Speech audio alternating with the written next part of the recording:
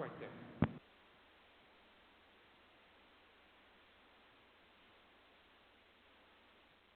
Same experience, because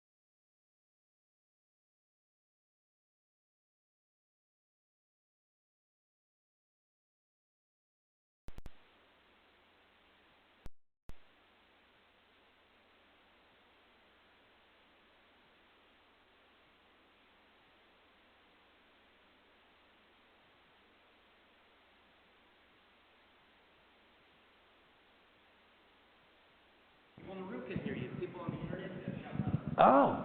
Oh, okay. Well, very sorry for everyone on the internet. I did not realize I needed to be mic'd. So back to Karen. So Karen is determined that you are wrong and you're not going to make her happy. Not ever. It's just not going to work. So the best thing to do, if you've got a Karen on the phone, you start solving the problem the moment you identify her. Don't ask her questions. Let her tell you how angry she is while you do the work. If you're fortunate enough that you got her out of a ticket or an email, fix it before you reply. This is the best advice because you will not get help from her. You tell her, hey, I just need you to log in and take a look. No, you should be doing the work for me. Why do I have to do it? You're incompetent. Give me somebody else. That's the only way that's going to go. So treat it as a business transaction. This is not going to be fanfare. But there's an evolved version of Karen. It's Karen 2.0, and she sets the trap. She creates these trap statements where you have absolutely no good answer. Things like, if you can't fix it, just give me my money back. So what happens? We approach it and say, oh wait, I can fix that for you. Well, didn't you hear me? I want my money back. Or you go the other route. All right, let me just go ahead and reimburse you for this month. What, you can't fix it? Give me somebody smarter. No matter what, you're wrong. Unless you kind of Captain Kirk it and take the third option.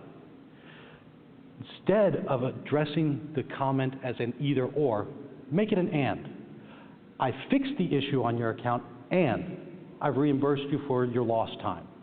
Yes, you are going to lose out for your company a small amount of money, but you have reduced the fight because it is not about winning her over. You're just not going to win, so go for survival and move on. Do not let this person drag down your day and just make the best of it. Well, what happens with, you want me to do it? What? I have to pay for it? I pay for you to do this for me. No, these type of people are your entitled. They really firmly believe that everything that has to do with their account, you are responsible for doing. I need to create a login? No, you make one up for me. I have to change my password? No, you do that. I want to cancel my account. You go do it for me. Sometimes those things are not feasible. Like if anybody in here has to deal with GDPR deletions, that has to be initiated by the customer. They have to make that initial step, and it has to be in writing normally. So if they just call you on the phone and say, delete everything, sorry, no, you have to follow this. Normally, these are not a big issue. You can direct them to company policy, but when they do push you and push you with things like yelling at you, cancel my account, the biggest thing is as a support team, everybody on your team has to draw the same hard line and say, no, this is the line in the sand, because the moment anyone in your ranks breaks, that's the target. That is the person everyone will go to, and everyone else on the team is now a negative member. No matter what, they start to look like they're the bad seeds. And, you know, Bethany, who helped them, is the best person, and they send all their friends there. Now Bethany's work is overloaded, and you all are jerks. Why? Because you allowed someone who was entitled to get through. So it's important that everybody stand together when dealing with entitled people. Next one. I did exactly what you said, and it's still broken. No matter how hard a teenager tries, they just don't seem to get it right. Either they don't understand the directions, or they misinterpreted them, or they tried to overdo it, something. It's not that they don't want to do it right. They just don't get it yet. And that's the biggest thing about a teenager. You can educate them. These are gold mine for support, because you can take a teenager and turn them around. Say you take an issue like this.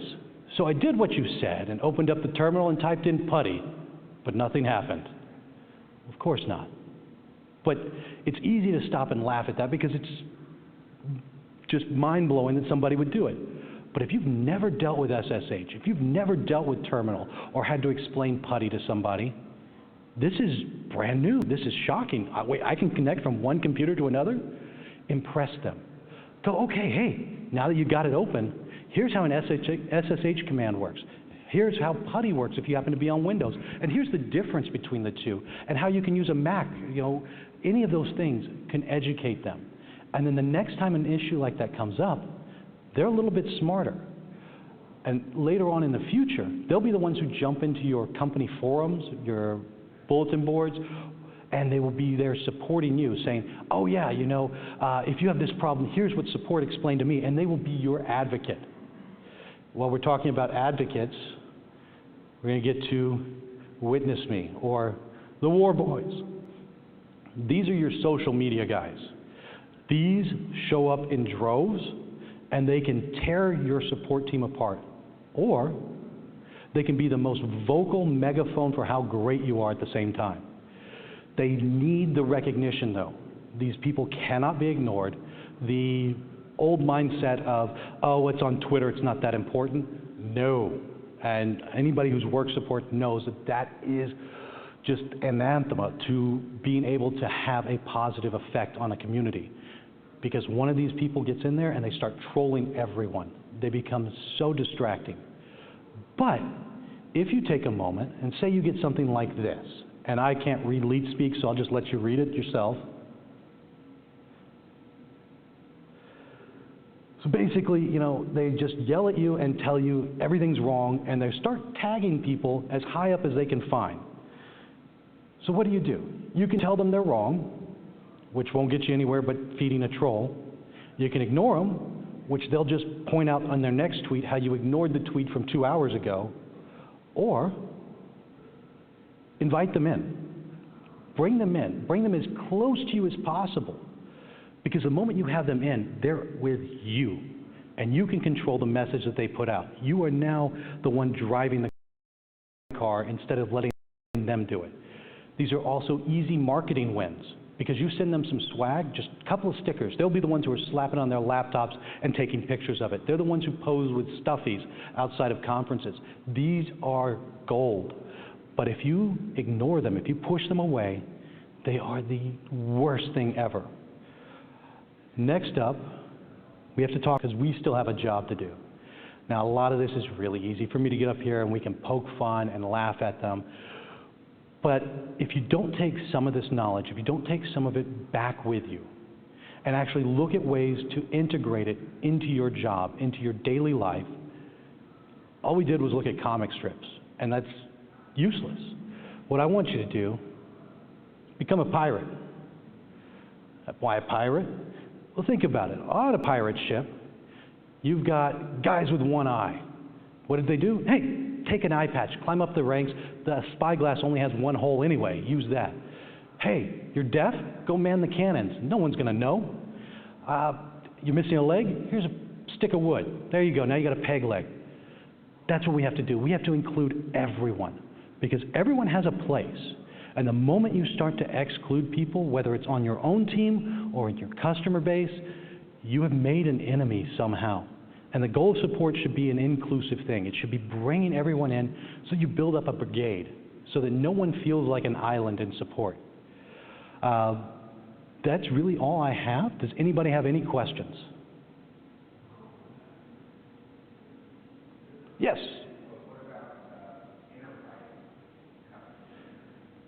So what about enterprise customers? You said what about enterprise customers?